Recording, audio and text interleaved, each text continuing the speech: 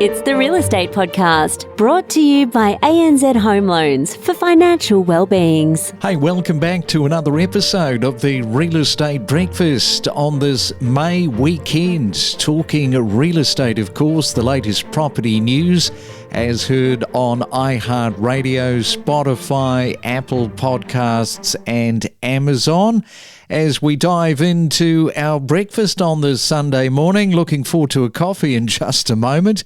It is May the 19th and another busy weekend of plenty of real estate to look at. Of course, the auctions are happening today. Yesterday proved to be another busy day right around the country, and it proved to be another busy week here at the Real Estate Podcast. Coming up in just a moment, we are going to reflect back on some of our featured guests, which included talking to, once again on this two-parter, with Shannon Batterson, talking about sustainable design.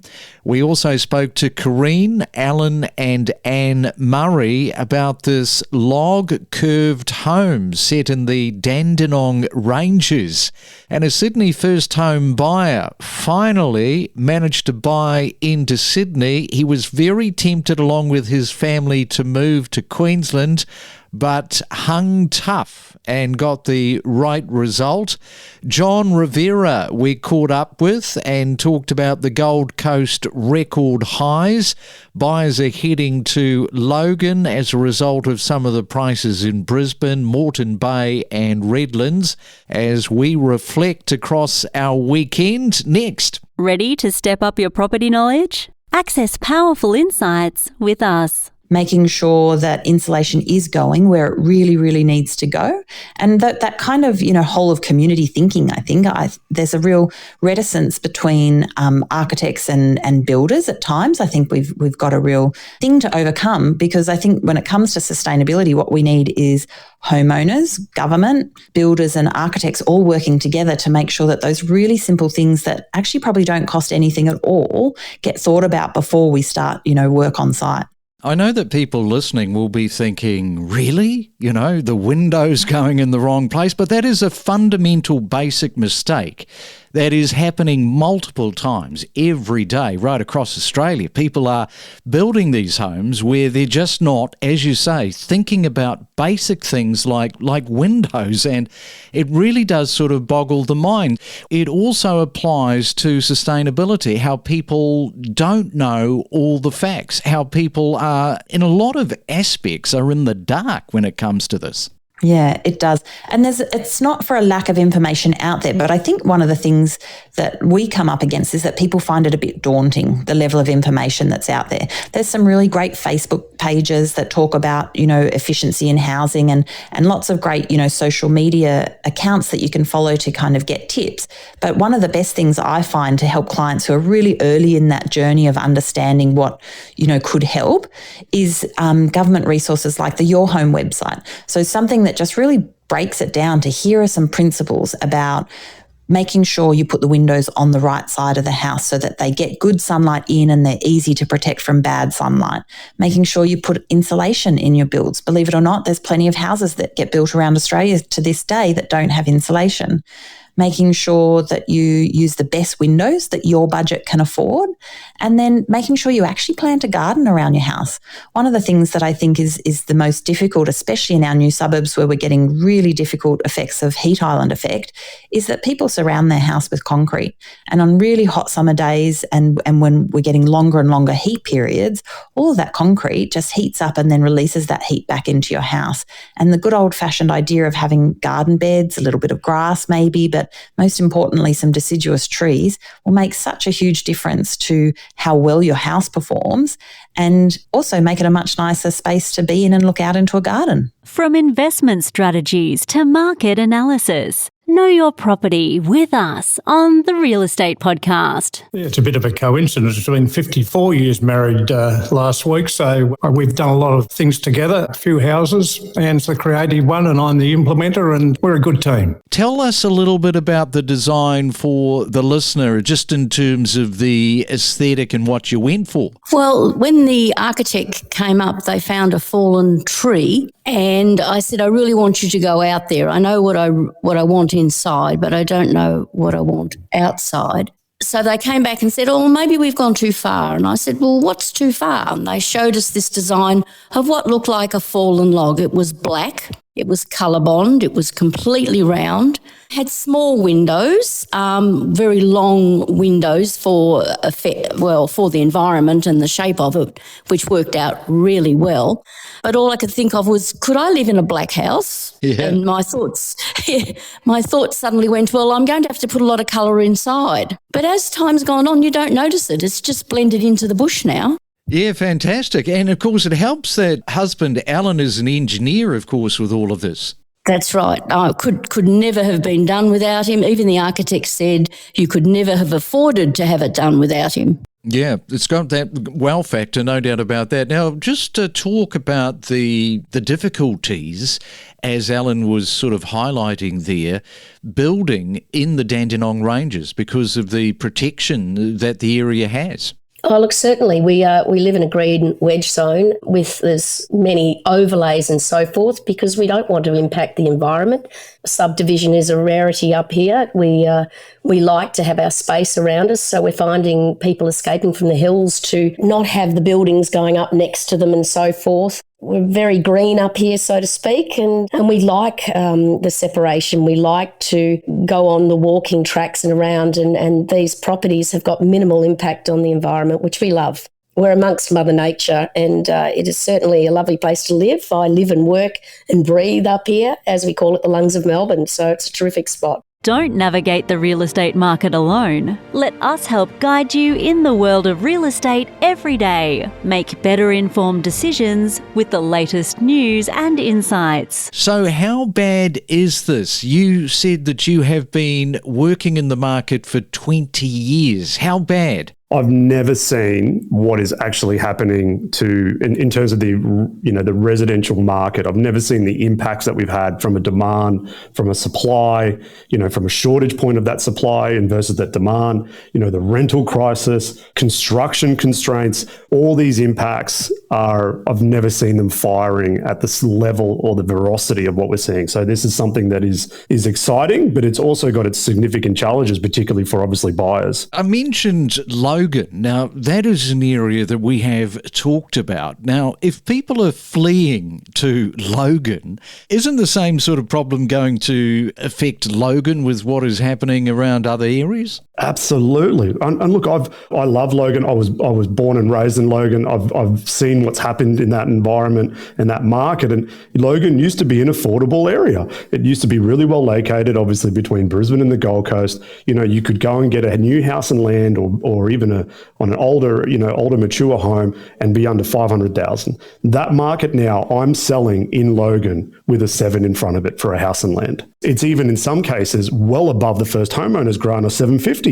These are areas that used to be affordable are now becoming out of reach. The investor is definitely capitalizing because the rental rates there are now also above 600 a week. So this is again like these traditional markets like Logan, Ipswich and Moreton Bay Council, they are transgressing into what we've seen in Sydney. And this is why I keep saying, this market this year, it was all about trying to get in before with a 5 in front of it in terms of a package. Now it's about a 6 and it's almost, will it be a 7 next year? And from a first home buyer's grant and first home buyers themselves, disillusionment, it's so strong at the moment with everything that's going on. The media are talking about all the main talking points. But I do feel that first home buyers, they're just getting beaten up all the time from one direction to another. Absolutely. And there used to be, we used to have finance products that were suited towards first home buyers. If you looked at, prior to the Royal Commission in the finance sector, the banks were a little bit more freer. Now it's a pretty vanilla finance market, meaning that, you don't really have too many options to get a loan or to have a more aided loan that helps a first home buyer right now. And so coupled with construction challenges that obviously affect the finance sector, where they can live, the timeframes that's blowing out as well from a construction, like we've seen projects blow out because of obviously, many factors factors, including both, the government side as well as the development side, but they blow out, which then leads to more price increase because builders can't afford to build that price anymore. So this is like a really hot point for a first home buyer. It's one that, how do you navigate that? And there's not a lot of support for them. It's not easy for them out there. Don't forget to subscribe. We have hundreds of episodes, all designed to help you better understand the constantly evolving and dynamically changing real estate property market. And when did you finally buy? We literally bought about a month ago. So we've just recently moved into our townhouse. Oh, how good is that? How good? It's great, yeah. It's still lots to unpack and whatnot, but at least we feel a bit more settled that it's our own property now, and we can go with it now. And are you sort of looking at long term? Many people in the Sydney market, they buy and they just sit for a decade. Are you planning on just doing exactly that? Next 5 years, definitely want to stay here, stay put, and then potentially look to get, because I've got 2 young boys as well, so look to potentially get a bigger place if we can. If not, we'll get an investment somewhere, just try and do something else with the money. That's the plan.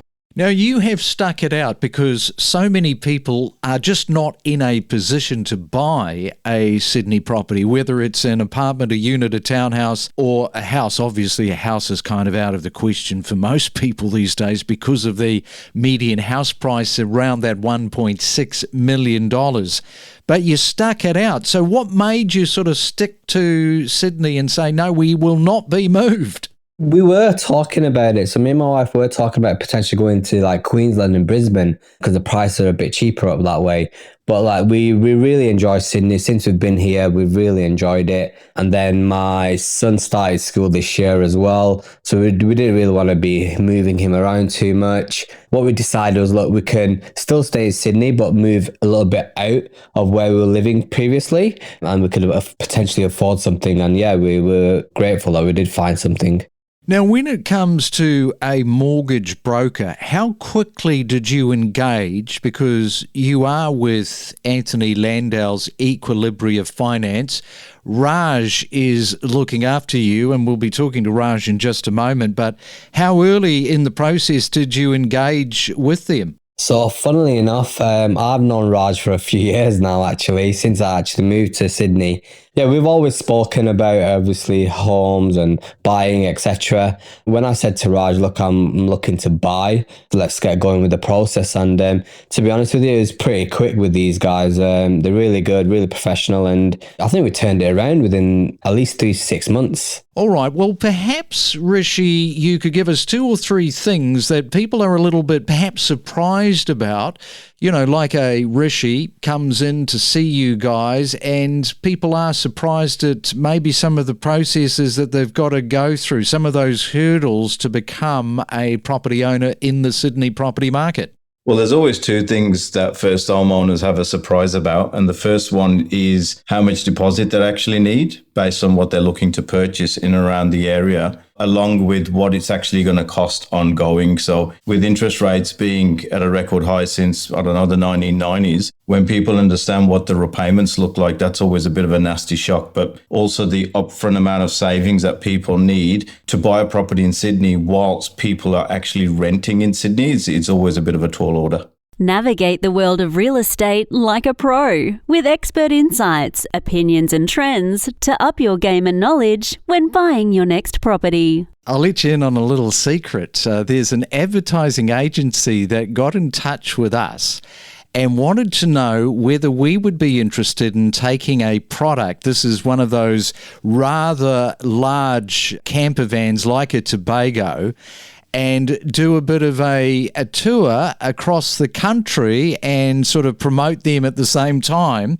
Can you imagine that? Like, we've got it all set up with the podcast and we can drag people in off the street and they can tell us how they're feeling about the real estate market. That is so cool. So like a proper motorhome with a bed and a kitchen and everything? Yeah, brand new, top of the line. The company, I won't mention the company because we're kind of thinking about it at the moment, and the price point has got to be right. It's got to be worthwhile us doing. A competing competitor might be listening to this thinking, oh yeah, we'd like to do that. But it's interesting because the advertising agency has got in touch with us because of the fact that we are talking about real estate, and there is this connection between real estate owners and people that buy these very expensive units. So it's quite smart thinking on behalf of the advertising agency. Oh, definitely. And you know what? It's so, because I think in the media and even like in a lot of reports, it's all data and analysis and maybe only from certain parts of Australia. And so actually being able to go around and interview the locals and see how they're feeling and, in places that maybe people haven't thought of or haven't even heard of, that will be so cool. Yeah, and I guess the other point is that we can connect with all of our regulars like you, so we sort of roll into town and say, come on down, we can do a face-to-face in the RV. That means we just have to time it well between my, national research tour and the caravan tour. Yeah, so I don't know whether that's going to be a thing that will happen. In fact, if you think that's a good idea, you should let us know to that email address, myrealestatepodcast@gmail.com. What do you think? Would you actually come in and meet us if we pulled into town in this RV? Could be a lot of fun, like you say. Oh, yeah, I think it would be quite a lot of fun, actually. The locals will probably tell you some trade secrets and like things that they've been noticing in their own local area that no one has heard of or no one knows about. Yeah, it could probably end up to be really, really interesting. I'm a bit worried that I might get fat, though, with all of these, this food that would be brought in, all these treats, because I've got a bit of a sweet tooth, but I do like to control my weight. My sister says to me, you're crazy the way that you are so strict with what you eat, but you are what you eat, and, I don't want to be getting into that diabetes problem in later life. Oh, I completely understand. Like when I'm traveling, because there are some local foods that you just have to sample.